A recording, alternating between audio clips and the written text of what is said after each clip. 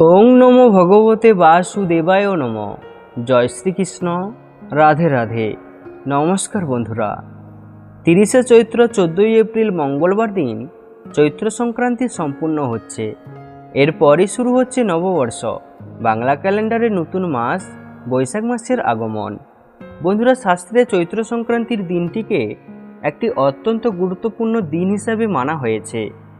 এই দিনেই একদিকে যেমন সম্পূর্ণ হচ্ছে চড়ক পূজা, বন্ধুরা এর পাশাপাশি এই দিন গ্রামে গ্রামে গাজন উৎসব শুরু হয়। এছাড়াও বন্ধুরা এই চৈত্র সংক্রান্তিতে বিভিন্ন বাড়িতে বাড়িতে শ্রী শ্রী সত্যনারায়ণ পূজা সম্পূর্ণ হয়।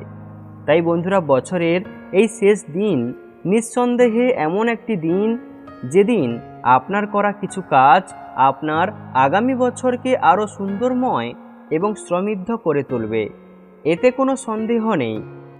তাই বন্ধুরা, এই চৈত্র সংক্রান্তির দিন যদি এই কয়েকটি খাবার আপনি গ্রহণ করেন, তাহলে নানান রোগব্যাধি, আর্থিক কষ্ট এবং সংসারে অশান্তি আর জীবনে দুর্ভাগ্য আসবেই। স্বয়ং ভগবান শ্রীকৃষ্ণের বলা এই চৈত্র সংক্রান্তির দিন কি করবেন ও কি করবেন না, এবং এই দিন কোন কোন খাবার খাওয়া উচিত এবং কোন কোন খাবার খাওয়া উচিত নয়, বিশেষ করে বন্ধুরা কোন 3টি সবজি খাওয়া একদমই উচিত নয়।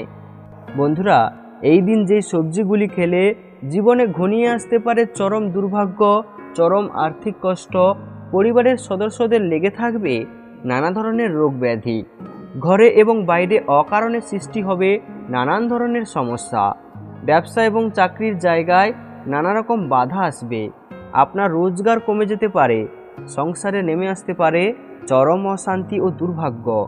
বন্ধুরা, আপনি এই দিন কোনো ব্রত পালন করুন কিংবা না করুন, কিন্তু বন্ধুরা এই দিন অবশ্যই নিষিদ্ধ খাবারগুলি আপনাকে এড়িয়ে চলতে হবে।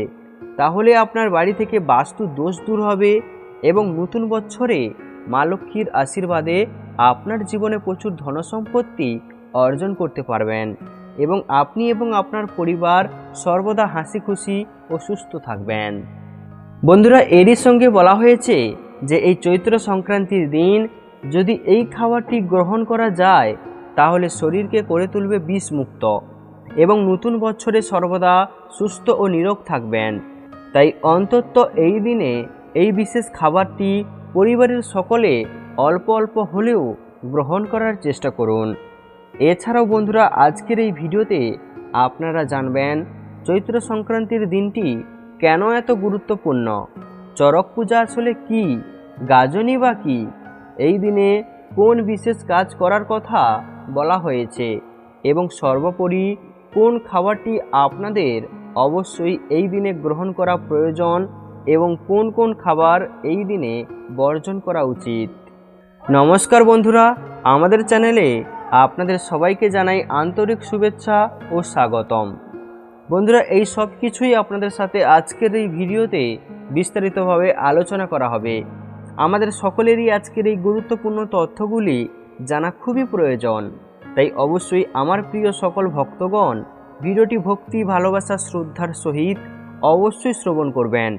আর এই চ্যানেলে নতুন হয়ে থাকলে দয়া করে চ্যানেলটি সাবস্ক্রাইব করবেন, কারণ পরবর্তী সময়ে এই ধরনের নতুন নতুন ভিডিও বা তথ্য পাওয়ার জন্য। এবং ভিডিওটিতে একটি লাইক করবেন আর কমেন্টে ভক্তি, ভালোবাসা, শ্রদ্ধা দিয়ে জয় শ্রী হরিবিষ্ণুর জয় বা আপনাদের ইষ্ট দেবতার নামটি অবশ্যই লিখবেন। বন্ধুরা, বছরের যে দিন সূর্য যখন মীন রাশি থেকে মেষ রাশিতে প্রবেশ করে, সেই দিনটিকে বলা হয় চৈত্র সংক্রান্তি। মূলত এই চৈত্র মাসের এই শেষ দিনকে বলা হয় চৈত্র সংক্রান্তি।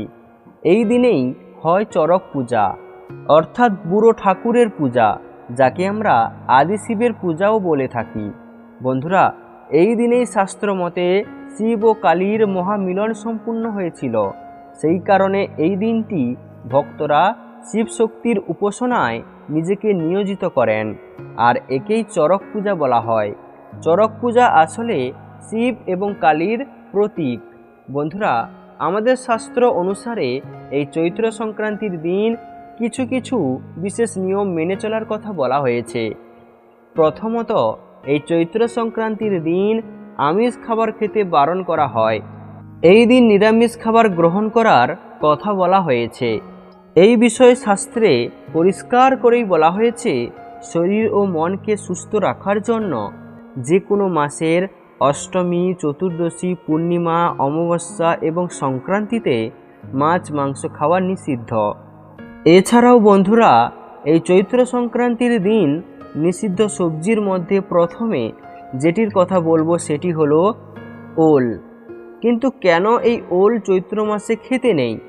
বন্ধুরা, স্কন্দ পুরাণ ও গরুড় পুরাণে আচার সংক্রান্ত অংশে বসন্তের শেষ এবং গ্রীষ্মের শুরুতে উত্তেজিত বা চুলকানি জাতীয় নেগেটিভ খাদ্য কম খাওয়ার পরামর্শ দেওয়া হয়েছে, কারণ ওই সময় শরীরের তাপমাত্রা বৃদ্ধি পায়। এর ফলে ত্বকে রোগ বা অস্বস্তিকর সহজেই হতে পারে। তাই চৈত্র মাসে ওল খাওয়া উচিত নয়।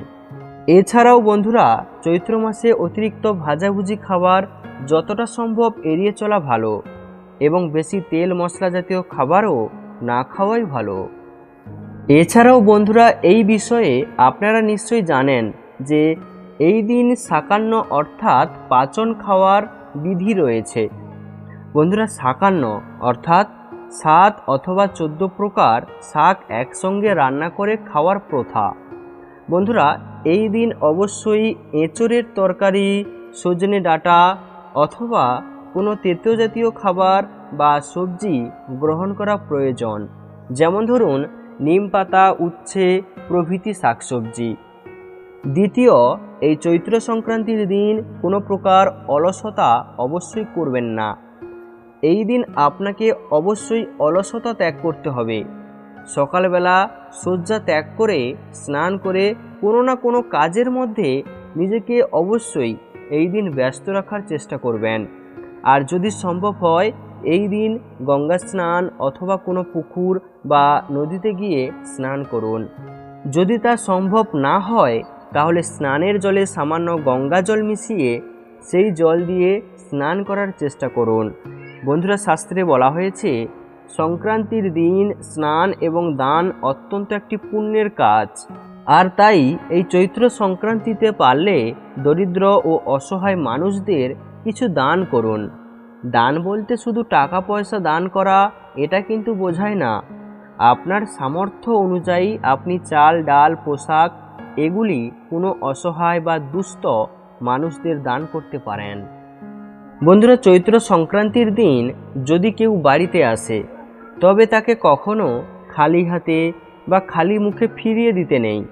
দেখুন, আমাদের সনাতন ধর্মে শুধু মানুষ নয়, পূর্ণিমা, অমাবস্যা বা সংক্রান্তির দিন নিরীহ অবেলা প্রাণী বা পাখিদের খাওয়ানোর কথা কিন্তু বলা হয়েছে। এই দিন পাখিদের দানাশস্য দিন এবং গরু, কুকুর ইত্যাদি অবেলা প্রাণীদের কিছু না কিছু খাবার অবশ্যই দান করুন। দেখবেন এতে নিঃস্বার্থভাবে আপনার করা ওই দান পরম দান হিসাবে গণ্য করা হবে। বন্ধুরা, চৈত্র সংক্রান্তির দিন গান গাওয়া। যেহেতু বছরের শেষ দিন, তাই ওই দিন সবসময় মাথা ঠান্ডা রাখা উচিত এবং যতটা সম্ভব কম কথা বলা উচিত। মাথা ঠান্ডা রেখে সমস্ত পুজো পার্বণের নিয়ম আচার পালন করা উচিত।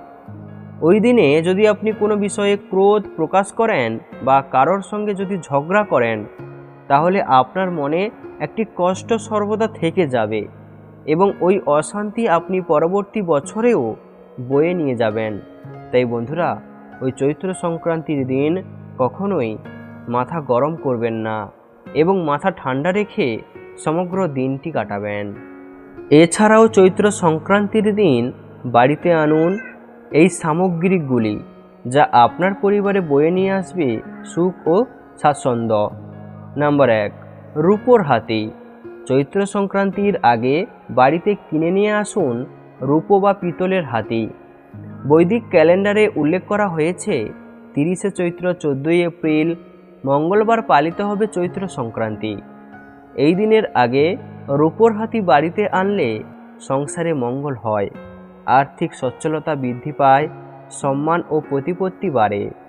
নাম্বার 2, সোনা বা রূপার মুদ্রা। অনেকেই নববর্ষের আগের দিন অর্থাৎ সংক্রান্তির দিন সোনা বা রূপোর গয়না মুদ্রা কিনে আনেন এবং দেবী লক্ষ্মীর চরণে নিবেদন করেন। এতে সংসারে সুখ সমৃদ্ধি বৃদ্ধি পায়। নাম্বার 3, পদ্ম ফুল। ওই দিন পদ্ম ফুল বাড়িতে আনলে খুব শুভ ফল পাওয়া যাবে। ঘরে অর্থ সম্পদের কোনো অভাব হয় না। পরিবারে সুখ, সুস্বাস্থ্য, শান্তি বয়ে নিয়ে আসে। নাম্বার 4, ধাতব শ্রীযন্ত্র। শ্রীযন্ত্র চৈত্র সংক্রান্তিতে বাড়িতে আনা খুব শুভ বলে মানা হয়।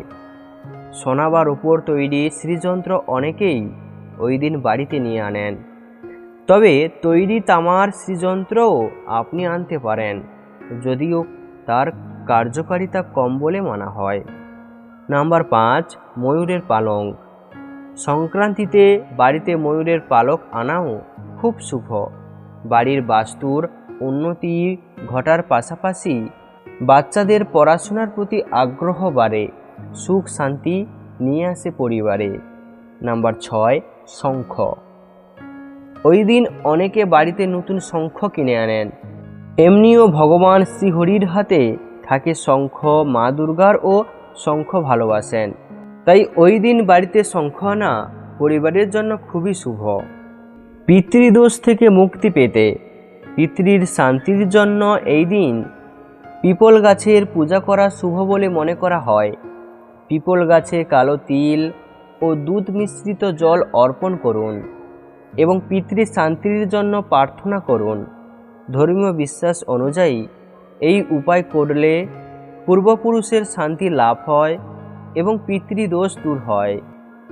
ব্যবসায় উন্নতি ও অর্থনৈতিক সমস্যা দূর করতে তুলসী গাছের মূলকে হলুদ কাপড়ে বেঁধে বাড়ির প্রধান দরজায় ঝুলিয়ে রাখুন। বিশ্বাস করা হয় এই উপায় আর্থিক সংকট দূর করে এবং ঘরে ইতিবাচক শান্তির আগমন ঘটায়। দাম্পত্য জীবন হবে সুখী। সনাতন ধর্মে তুলসী গাছকে অত্যন্ত পবিত্র ও পূজনীয় বলে মনে করা হয়। চৈত্র সংক্রান্তির দিন তুলসীর পূজা করুন এবং দেশি ঘিয়ের প্রদীপ জ্বালান। মা তুলসীকে লাল ওড়না ও নিবেদন করুন। এমন বিশ্বাস রয়েছে যে এই উপায় করলে মা লক্ষ্মীর কৃপা লাভ হয় এবং দাম্পত্য জীবন সুখ সমৃদ্ধি হয়। তো বন্ধুরা, ভিডিওটি আজ এই পর্যন্ত। ভিডিওটি দেখে ভালো লাগলে একটি লাইক অবশ্যই করবেন।